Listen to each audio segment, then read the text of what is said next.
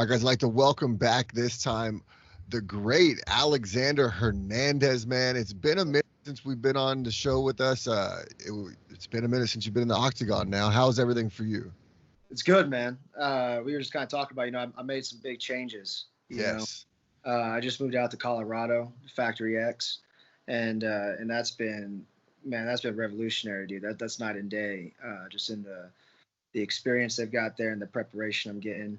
That's kind of what I realized most after my last fight was a lack of preparation, not necessarily, not lack of effort, but just Yes. experience, man. We just didn't have the knowledge and kind of I'm finding out too often in the moment, that maybe I didn't have the right maybe the right bodies or the no disrespect to my coaches because they're great in their disciplines, but maybe the right MMA oversight, and so taking some maybe necessary, maybe unnecessary, whatever else, but for the best, kind of finding my way and making my move out to Colorado. And what was it that made you want to go to Factory X in Colorado specifically? So I was traveling around and checking out some gyms and some introduced by my manager, some that I was kind of just had in sight, and I spent a week at Mark Montoya's house and I was with him for 6 days, sun up to sundown, and I couldn't find a blemish in that dude's character or his coaching. He's an amazing dude, man, and the structure, the curriculum they've got there, the athletes they've got there. I mean, it's phenomenal. He's had some guys since they were 16, 17 years old, and they're studs. You're seeing them on display now in the UFC. Making huge debuts against ranked opponents or just on undefeated tears right now. So going with bodies like that, having 8, 9 UFC guys on the mat, and even better, like not even having like big celebrity name UFC guys, but having young, hungry guys, my age, my experience, maybe even more experience just because of where they're coming from, but a bunch of hungry guys where we show up and we're all just trying to grow and there's no egos about it. There's a lot of shit talking, there's a lot of competition, but there's no As true, it should be. yeah, as there should be, but there's no true, I'm better than you. And so I need special privilege kind of attitude. There's none of that elitist shit. So it's good, man. It's really good. And the altitude has been fucking me up. So that's good too. Yeah, that was gonna be my next question, man. How much has the altitude played into a factor in your first week there? This is your first week, correct? This is my second week now. So I got off Second the week. boat last Sunday, drove up with all my, moved in. I'm in this new apartment right now. I need to put some fucking furnishings on the wall. It's pretty dry, but Do you at least got your bob there somewhere? no, I left Bob back home, bro. I put him in the gym because Man. the last, at my place in San Antonio, I could have a bob, because I wasn't disrupting anybody. Here, I can't put a bob down because I'm gonna piss off the neighbors and whatever else. So back home in San Antonio, I could do that. But so I left Bob. I left Bob at the gym, and so there's probably some kids just terrorizing him right now. So Yeah, he's in good hands then. yeah, he's a good hands up. Yeah. The altitude, it smoked me, and I kept thinking. Also, just the work, man. The work is so. I mean, we train hard, dude, and every fight. And so, like this week, I didn't really have high expectations for just being in it yet, but I was surprised at how much I was suffering still, and how hard it was. But by the end of the week, we do hard. When you're not used to it, man, it's a different ball game. Yeah, it is.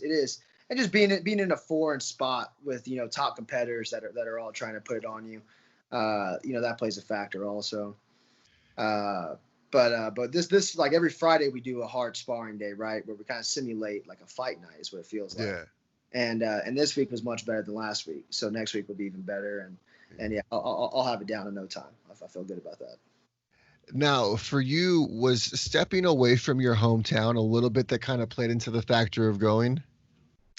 Yeah. I mean, I've been a San Antonio dweller for ever. In between Austin. I've been in Austin. I've been in New Braunfels, which is in between. It's a smaller kind of like little river town, and then I've been in San Antonio, and those are all within an hour apart. And so I've lived in all three of those places, for the last 17 years or whatever, man. And so, getting out, something that, I wasn't sure when I was, I didn't think I was just going to like lay my head there forever. I just wasn't sure when I was going to move and how. And, And I'm a loyal dog, and so I had my team there, and that's all I really cared about. Yeah.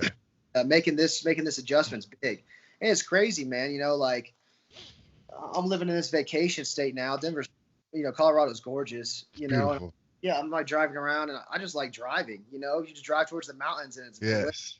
I mean, you can't go wrong. Yeah, Texas is so flat, man. It's yeah, flat. Steamy with humidity. It's tough, and so being out here, it's almost like surreal. I'm like, what the fuck? But yeah, I travel a lot, as and stuff, and with business or personal, in between, and so I've always kind of scratched that itch of like getting out of the nest, But this is completely different, and this is a cool thing, man. My girlfriend's excited too. She's moving over here with me, and excellent. Yeah, she was like worried about just living in New Braunfels and San Antonio forever. So you kind of helped her get her way out. Yeah. So she's way more pumped up about fucking Colorado than being there forever. Yeah. Now, how have all the guys at Factory X been? Has everyone kind of been inviting to you, welcome you into the group? Yeah.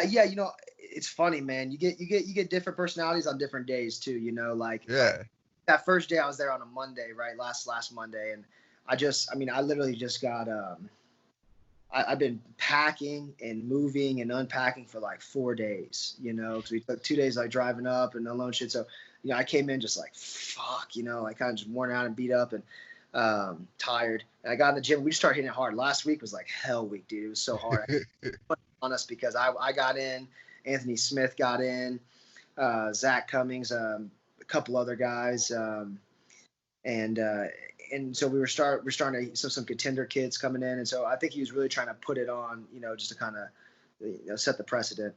And there are guys in there, there's some guys that want to take a photo with you, and they're kind of more amateur, more young guys, kind of fun, friendly. There's guys that are real good partners that'll kind of flow with you, and they're kind of smiling back before they're flowing with you. There's some like that in between competitive guys, and there's some that are like putting it on me, trying to put it on me. They're trying to show me, and I had to remind them. I'm not going anywhere, motherfucker. You win today, bro. I'm gonna be here next Friday. I'm gonna be here at the end of the week. I'm gonna be here the week after. I'm gonna be here the week after that. So you can take today. You can take this day one, but I'm gonna fuck you up though for months to come. Win the battle, but you're not winning the war. Yeah, I'll be here, bro. I'm not going anywhere this time. So, there's some funny reminders of that. But everybody's like, everybody's real cool. Like I said, there is a lot of shit talking. There's a lot of competition, but that's beautiful. You know how I operate. That's how I thrive in that. So I really like it. I haven't had that in a while where guys are just like beating me, and not, there's better strikers, there's better grapplers, but there's better guys in independent departments that I haven't felt in a long time. That's a cool thing. It's also good too, just to get that different type of training partner. Because I'm sure where you're at Ohana, all those guys know your moves. They know right where you're going to want to go. Having these guys at Factory X, it's a whole new ball game. Right, absolutely. We're all kind of used to each other's styles. We're very comfortable, and we're sometimes too friendly. With letting each other off the hook sometimes. When we're in those low points, and here, Mark sets a precedent and attitude of competition and just really expecting the most out of you each day, and especially when we are sparring and doing things. You get that adrenaline, that the angst, like oh shit, I'm about to go fight. And that's something like, that's the only time I'm experiencing that is fight night, and I don't have the experience to be just winging it, the night of, and that's what I'm hard way. And so coming in here, getting these looks, getting these guys, there's guys in this fucking gym that are amateurs that could be in the UFC in 2 fights, like they're fucking talented kids that they've been in there since they started, and they've just been surrounding themselves with high level professional talent. And so, they're studs from the amateur level through the UFC, and you could definitely see the levels too. And so that's kind of like, that's just something remarkable I haven't been around. And then just having athletes, when you take a guy down and they spring back up to their feet, when you throw a bad shot and they make you pay for it immediately. When you're super tired and they're already fucking ready to go again, I'm like, hey, bro, we got to take a timeout. Forget this. So having that, dude, that was something, I didn't have, because a lot of my guys, just have to be part-time guys that got full-time jobs and everything back home. So it's tough. Yeah, but now you got full-time fighters. I got full-time fighters all around me now. Exactly. Fucking 9 day. The improvement I felt in the last 14 days is crazy. So I'm stoked, dude. Oh. I got mad going around this little fucking tour checking gyms. I'm like, dude, this what the fuck you guys have been doing this whole time? Bro, you guys saw what I was getting away with in San Antonio. Again, not like I don't work hard, not like we're not busting our asses, but just this last camp, I had to be my own strength conditioning coach, was my own nutritionist coach. I strategize my own game plans. I coordinate my fight schedule and my peaks. You know, if I don't even know what the fuck really peaking was, you know, but I try to schedule that myself. And I was wearing too many hats, doing too many things, and I had so many coaches in each independent discipline that I was trying to put together on my own. Did you even have enough time to wear your fighter hat? Yeah, man. It was just like when I was exhausted. You know, it was a fatigued hat I was putting on. It was worn out, and coming over here where they're like, nah, bitch, just shut up and yeah, for the program. We got this. Yeah, we got this, dude. We've been here before, and that takes a load off. You just got to show up, and showing up's hard enough. It really is. So, right. Good. Now, let's talk about your last fight for a second, Drew Dauber. There were some parts in the fight where you looked very good. He ended up getting the finish on you. What did you take from that whole experience? Yeah, you know, this goes back to my girl. She's a real one, and she said it best. You know, she's like that. You know, that Cerrone fight taught you defeat, but this Dober fight is going to teach you success, and that's really how I feel about it. Like that. I mean, I couldn't articulate it better. That is the best way to put it. Yeah, like I got done with that fight, and I was upset, but I didn't feel the same, and I didn't wallow in it at all. It was just kind of like I just knew I had to make some really big decisions, because whether it be from over stress of preparation of kind of being my own everything during the whole COVID matters and everything that was going on in preparation for that. If it was from being in, you know, like a 6-month camp because I just didn't know any better or whatever else, whatever it was, I wasn't really feeling myself leading into those moments. Normally I walk out with some crazy energy, and I don't think it was because of lack of audience. You know, I actually kind of like that. I kind of liked I'm more comfortable with that than I am with these big 40,000 person arenas, you know, like. Right. It was nice. A little, and then hearing the other people's corner, was that a factor too? Well, and that was something that we talked about in my corner, that, you know, the only thing that you could hear were their corner, you know. Yeah. I felt a little alone in there, and that was, you know, and, you know, to Mike Perry's credit, you know, I mean, you got to be able to handle it alone too, you know, but, yeah, I felt, again, there's some expertise issues. You know, I went in there, and maybe my head wasn't entirely right. Like, I kind of had this idea where, like, you know, we just got to get it over with, sort of like get it done. I wasn't. Yeah. I just wasn't fueled. I don't know where the fire was that night. I'm not sure if it was in leading up to it or what it was, but it wasn't right there. And I was winning, and I was faking the whole experience. And like, it's kind of like, you know, the story of my demise. You know, I'm just kind of winning till I'm not, and that's why I say. And I feel this, maybe everybody is like this, but I feel it like more so indisputably with myself. I feel like more than anybody that it's always a battle against myself. Like when I lose fights, I don't ever feel outclassed. I don't ever feel like I was the lesser fighter, but I was the lesser man that night, you know, where they composed and articulated a plan, and I go in there without a plan. I had no strategy, no plan. I was like over here with the hands, over here with the feet. You're an artist without a pen. Yeah, I was all over the place in that fight, and I was in my head just drowning myself in a shallow fucking pond the whole time. Like, yeah. What are you doing? You know, why aren't you executing? What is your plan? What, you know, you don't even have a plan. Why you know, this guy's got a plan. I'm looking in his eyes, and I'm like, and I'm respecting him the whole time too, because I'm like, damn, this dude looks focused. I remember thinking that. I'm looking at him like, this man's moving with purpose, and he was. He really emulated Gaethje in a big way, and in the way he was constricting and timing his shots. And then once I started gassing myself out, those shots started getting through. But before, I mean, they were short and telegraphed, just kind of obvious to me. And then, you know, I drowned myself in enough thoughts where, you know, everything just becomes kind of blurred and ambiguous. And I start losing sight of what I'm doing and what's coming at me. And so that's kind of how I was feeling that fight. And not to take anything away from Dober. I mean, I thought Dober looked spectacular compared to all the things I kind of expected him to do. He didn't do, his big resets, kind of big telegraph shots. He didn't do any of those things. He was very composed, very constricting in his movement and control of the cage and in timing his shots. I mean, he looked like a whole different fucking Dober. He looked awesome.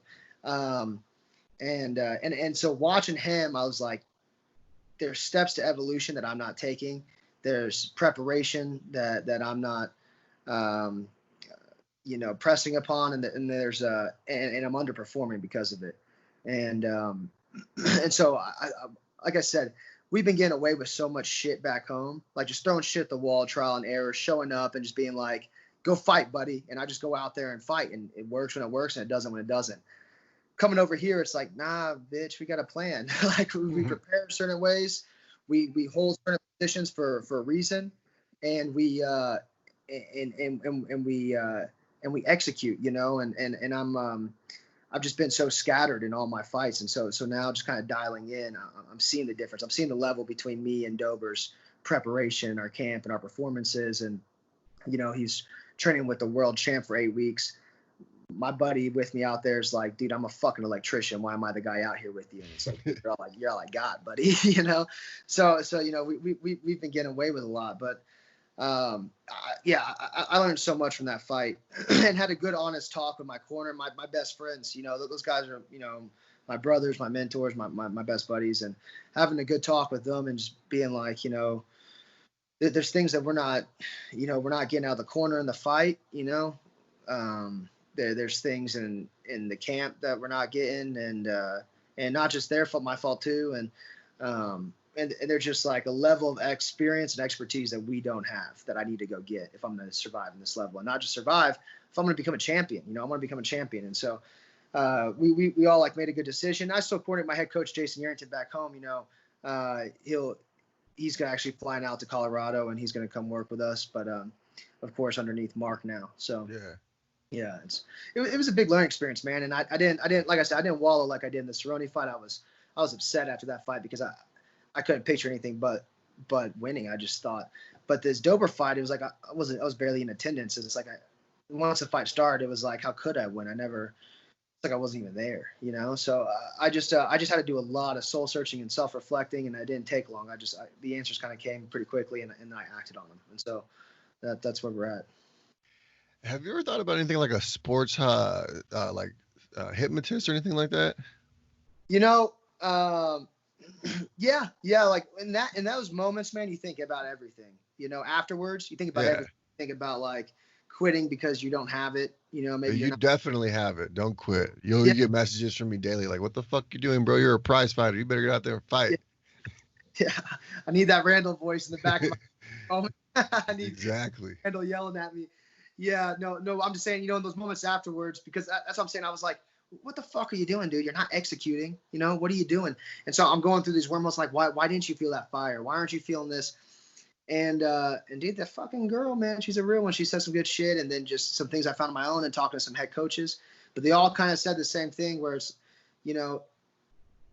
I think there was a loss of confidence in my team and maybe in myself in this last camp and just in time. Because I'm wearing too many hats, I'm bearing too much weight on my shoulders and preparing. And so kind of going into the fight exhausted and a little lackluster because I don't have that same like ignorant gleam over my team, like where I'm just like, yeah, we're invincible, we know it all. Because I'm starting to realize like, shit, I'm kind of having to create too much of my own.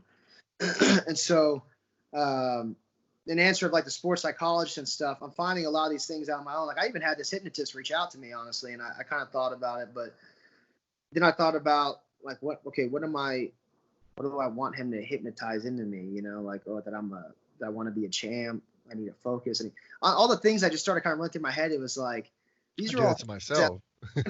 organically produce these feelings. Yeah.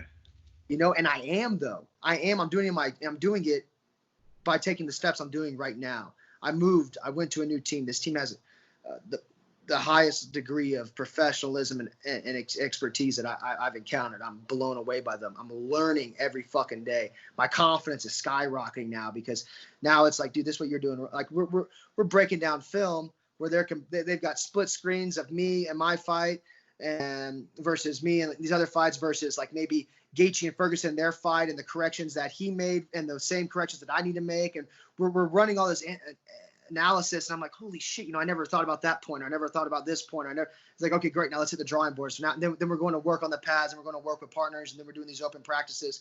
And it's like, fuck, dude, my eyes are opening. My mind's expanding. I'm starting to realize like the vast gap in what I thought I knew versus what I need to know. And then filling that gap. So now my confidence is going up. Now I'm getting inspired again. I'm getting encouraged. I'm ready to fucking go. And now I've got the confidence that I've got a leader, a general, in a hard ass corner behind me. And so like all these like insecurities and like just weak emotions that I had a month or two ago, they're kind of wiping themselves out through just work and preparation and taking the steps I need to take. So yeah, I thought more about that, and not to neglect that side, but I'm just kind of answering a lot of my own questions by putting in the work and doing a lot. I do a lot of mental reps too. I listen to the right kind of audiobooks. I listen to the right kind of podcasts, and I do a lot of self-reflection in my day too. So I feel like I'm kind of filling that void of the unknown that I had. No, most definitely. And it seems like Factory X is really going to take care of all the boxes that you didn't have checked in your last fight, and they're going to make sure that it is this fight. And I really feel like we're going to see a completely different Alexander Hernandez the next time you step into the octagon. Absolutely. And I mean, you just said it best right there. Checking the boxes. Because that's kind of how I felt after that fight. It was like, man, I got all these boxes. How do I check them? And and the idea was like, well, maybe do I need to talk to somebody to check them? But now I'm finding I'm checking them myself by surrounding myself with the right people, surrounding myself with the right information and taking the right actions. And man, I've already changed my stance. I've already changed the way I throw shots. I've changed my fit-ins to my takedowns. I've changed ground control. Like I feel completely different. Like how I hop around a lot, light on my feet. I cut a lot of that shit out. Like now I'm a little bit more grounded, and I spring more efficiently. When I explode, it's more purposeful, and it has more power behind it too. Then. Yeah, more power behind it. Because a lot of times, like especially in that Dober fight, I'm moving around too much. I'm just throwing my power out to the wind. If you notice that there, usually I sat in on those shots.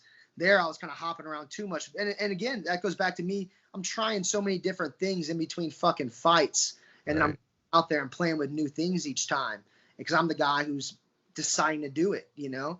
And that's what Mark was like. No. We set a foundation. And then if you learn something in between, great.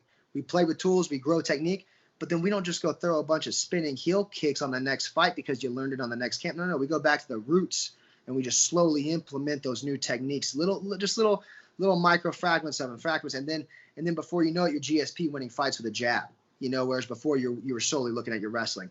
And so that kind of philosophy really opened my eyes too, to where it's like, I don't need to be doing the most in between it in each fight. It's like, you guys stick to the principles. And that's what all the greats have done. You look at Khabib, you look at any of these guys that have come up. They know what they're good at, and then they slowly start to introduce those other elements. Now, when would the next time you would like to jump in the octagon be? I'm trying to move quickly. So we were also playing with this idea of 45 versus 55, and I was talking to a lot of people about it, and so that's what kind of put a little delay on things, is trying to figure that out. And we've talked about that before. You and I, actually, our very first interview we ever did, you talked about wanting to jump to 45 eventually. You said that the cut though might be a little difficult. Now that you have the great mind and team with Factory X behind you, do you think that cut will be a lot easier?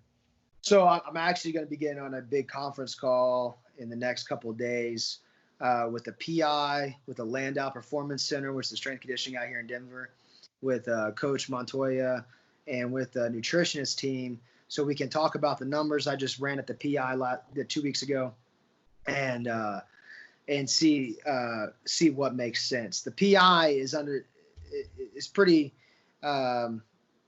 convinced that I need to.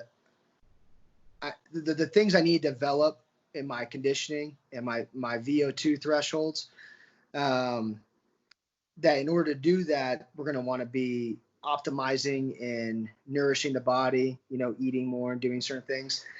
And that's going to really kind of relegate me to the 155 division. That 155 is going to be a more optimal thing for me. 145 might be kind of stripping me of some of those attributes and those qualities that I've got going for me.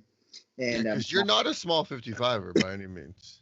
no, and that's what I've been finding out on the way too. I've been feeling undersized though, and so if we maintain that 55, I've just got to, I just need that education behind me on how I need to best train myself so I fill myself out better, get down the weight more efficiently, and then blow up. Because this last fight too, I felt like I was going to have size on Dober, and we got in the cage, and that motherfucker's 15 pounds heavier than me. Right. So, he's cracking 180. I'm not even cracking 170. And so, that's a problem. Trinaldo looked like my goddamn dad in there the fight was fucking huge. Cerrone's big, Mercier's big. I've gone against some of the biggest 55ers, I think, in the division. And you look at guys like Paul Felder, and you're like, what the fuck are you doing here, guy? So you see some of these guys, and you're like, well, shit, dude, should I be 45? But I'm finding confidence, again, like we just said, in my team where, no, you screw in your punches, sit down on these a little bit. Okay, now I'm hitting a lot harder. Okay, we're being a little inefficient once we take people down. Let's move left instead of right. Okay, now I'm controlling better. Let's put our head over their head. Just little kind of technical adjustments that I wasn't making. Where all of a sudden now I'm filling out. I'm controlling. I'm controlling with less effort at bigger weights. And so yeah, we're figuring out. I'm not scared either way. If 45 seems like it'll be optimal, great. If 55 seems like it's going to be more optimal, then let's do that. Because at the end of the day, I want to do whatever I'm going to be the best performer at, and I know I can be the fastest 55er, and that's an advantage in itself. And so if I can hold on to that, that's kind of, I'm not going to be the fastest 45er, but I can be the fastest 55er. No, for sure. Now, what's your diet like already? You're already on a pretty good diet, right? Yeah. I'm always real clean eating. And that's another thing too, dude. I've gone through fucking everything, trial and error. I've gone through like all kinds of paleo shit, and even years ago, even kind of played a little kind of keto thing, which was the dumbest fucking thing in the world because we do too much to even consider keto. Right. But now I just, like I said, I'm about to branch out with this nutrition team and really get dialed in on what I'm supposed to be doing. But right now, it's always just like I eat a shit ton of vegetables, and I try to put like good carbs around every workout, and then just protein consistently throughout the day. Now at Factory X, is it more of a kickboxing base? I know they are mostly kickboxing school, but do they have jiu-jitsu and everything else there? Yeah. Or are you branching out for all that other stuff? Yeah. So what's cool because they do, I think what Mark is like the absolute greatest at is feints and setting traps on the feet, which is what I'm the worst at. So like going there was like, holy shit, this is like next level for me. Shoring up your weaknesses. Exactly. And so I really like that, and all their guys are really fucking good at that.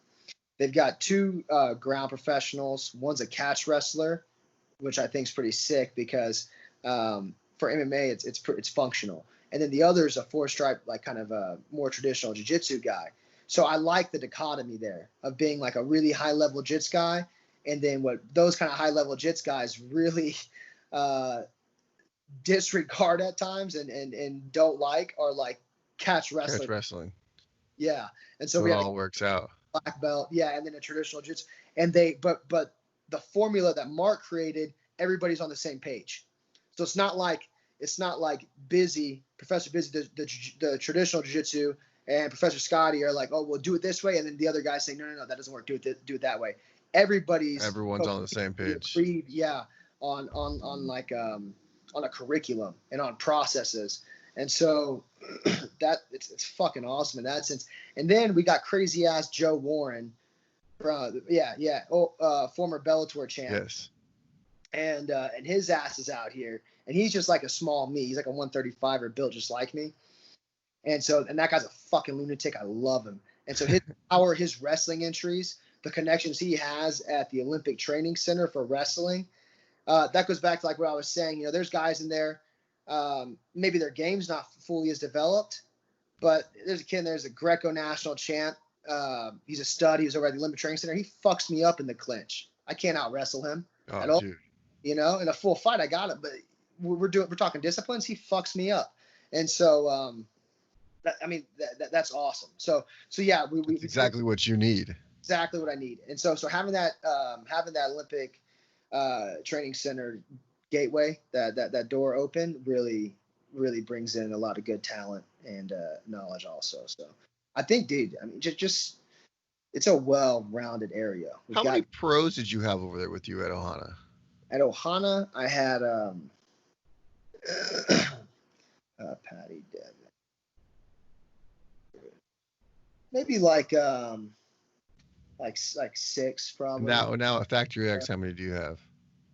Oh, I don't know, a lot. Like 40? there's probably like 30 guys on the mat Whew. given day, and So really, at any point in the it's day, you almost have someone to there's train with. more UFC guys on the mat than there were pros. Damn. Yeah, so there's more UFC guys, and then there's a good pro pool. But I'm telling you, you don't fucking knock the amateurs because they're fucking Yeah. up. That's And what I'm they're saying. hungry Like, too. yeah, like that kid I was talking about. He's the Greco stud who's got he's solid on the ground. He's solid on his feet, but he's a monster in wrestling. And that kid's just he's about to make his pro debut. You know, we've got another guy like that. What's his name? His name's Jacoby. I'll make sure to keep all my guys away from him. Yeah. There's another guy, 155er, who's about to make his pro debut. Who's, I mean, again, one of these kids that are like sick with their feints and their trap setting on the feet. And so, you know, like even these amateurs have disciplines about them that are at the highest level, and they're just trying to fill in the other spots, you know, and they're working on it, but they're good and they challenge you. Back home, we had some real good competitive guys, but nobody really passed the regional scene. You know, nobody really passed like an LFA or a Fury kind of. You were the biggest guy in the pond. Yeah, by a long shot. But I had really great coaches and independent disciplines. And I had guys that were committed to trying to help me out, and that was something, you know, I can't ever take for granted. And so like even now, you know, I do Zoom classes with my guys back home. Nice. So together. And then after my fight, I'll be back there for probably a couple of weeks and coordinate with them and then get back over here. So Ohana's my family, you know. I can't. So you still own one of the gyms, correct? Yeah, Northeast. And so of course I'm constantly in communication, making sure that's going on and running the way it's supposed to. So it's good, man. It's just trying to balance it all out now, and we're doing that. So and that's the other fucking thing here too, man. So back home, 25ers and 35ers. We always bust their balls, little dwarfs. Here, motherfuckers are taller than me. They're right. all long. So yeah, I go with like Brandon, you know, the guy who just made his debut against Tim Elliott. Yes. Got the fight performance of the night bonus. Great fight. Yeah, he's amazing. That fucking guy's longer than I am. He's a 25er, so it's like, yes, please. Yeah, let's get some work on the feet. You know? Great work. You got Yusuf. I got Katikas, Chris Gutierrez. Jonathan Martinez, like all these guys that are all, even if they're lighter than me, they're long guys or they're real fast, explosive guys. And so I'm getting good feels. A lot of times you go to gyms and when you have 25ers, 35ers, they're normally built like a bunch of alpha male kind of guys, you know, like, or the cliche alpha male guys. Yeah. To where, you know, you only get one look. Short, explosive punches. Short, explosive guys. Yeah. Now, man, I'm super excited to see you. Like I said earlier, I really feel like we're going to see a whole new evolution of you. Have you obviously, I mean, 55, 45, no matter what it is, do you have a timetable of when you'd like to return? I'm trying to get second week of September or first week of September. Okay, so nice. So a quick little turnaround. Do you have any names in mind outside of like Habib? Yeah. Honestly, I don't even kind of, because I've been kind of in that state of limbo of trying to figure out the weight, and I've been just getting acclimated. I've been so focused on my own development. I haven't looked at a roster in like a couple months. I haven't worried about the lack of number I had behind my name. Yeah. I've changed my whole prerogative and my whole mindset. Before it was just like climb.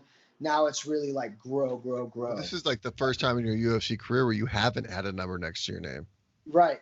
And that's been the tough thing too. You know, we're coming out of the island of San Antonio, and we're all green, we're all figuring out, and everybody that we're testing ourselves on is a fucking ranked opponent.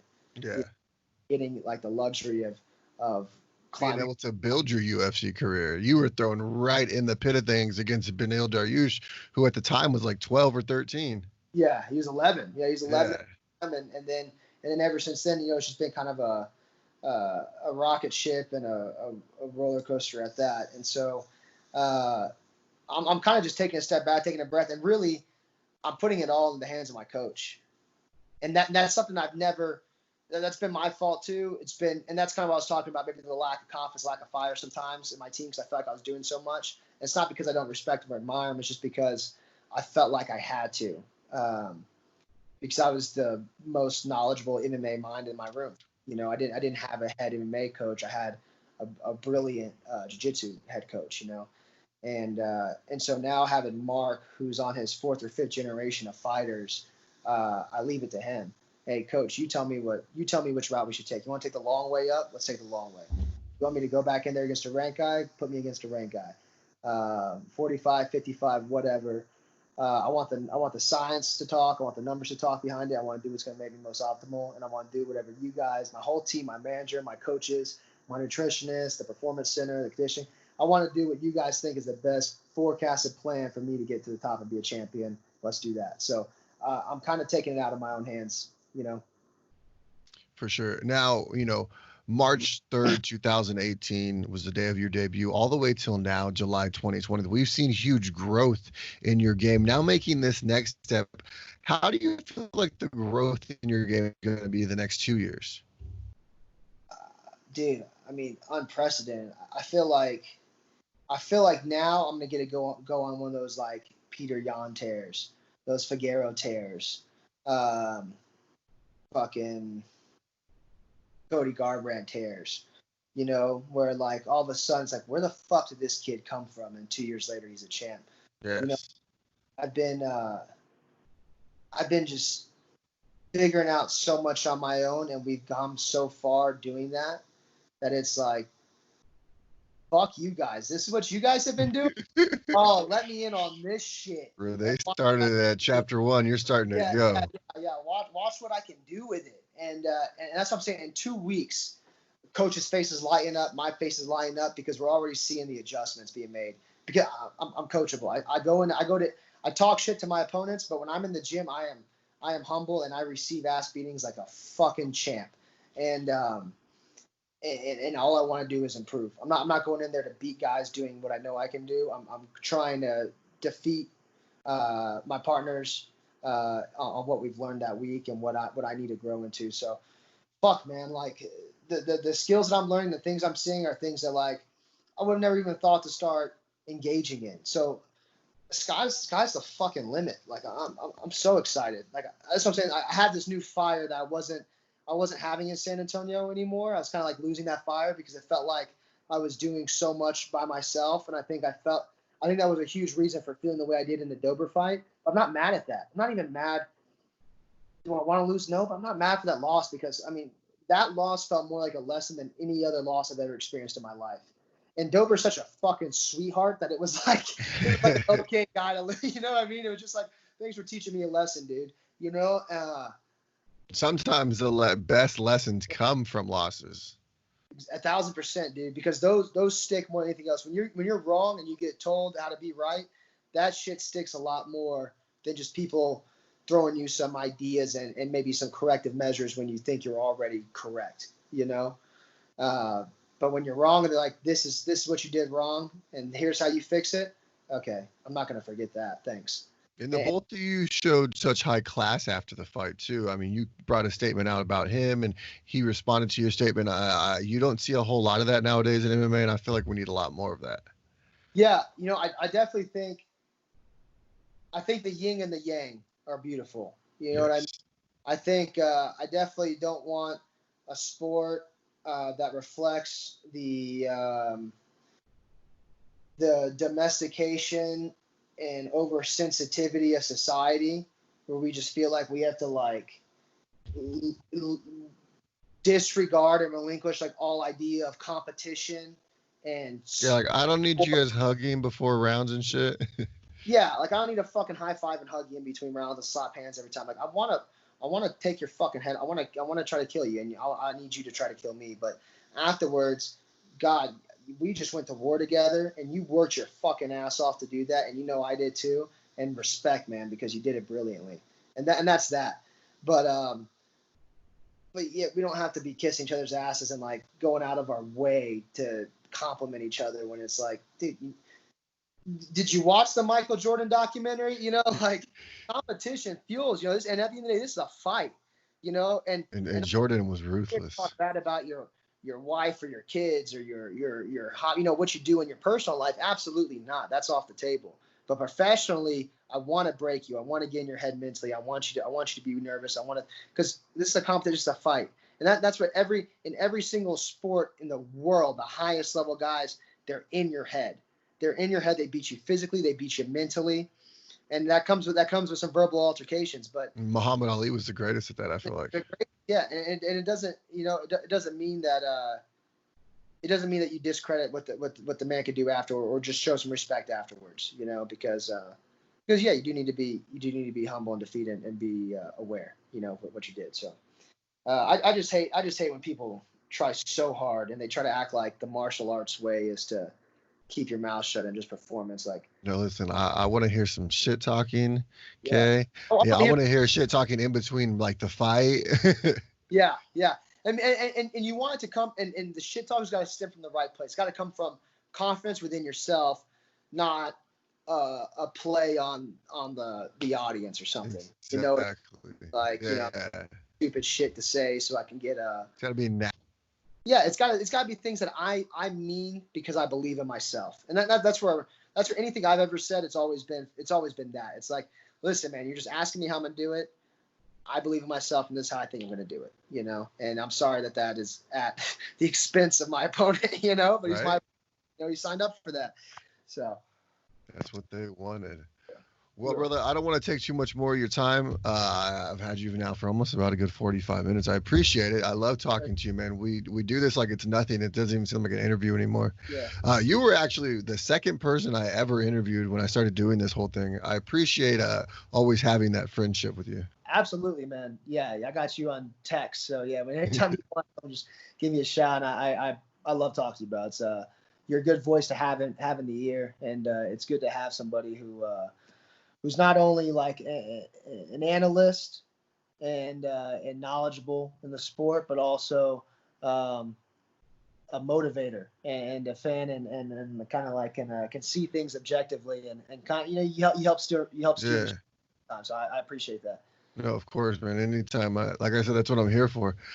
Before I let you go, though, I want to give you a quick opportunity to give a shout out to your sponsors, teammates, loved ones, anyone that's really helped you along your MMA journey.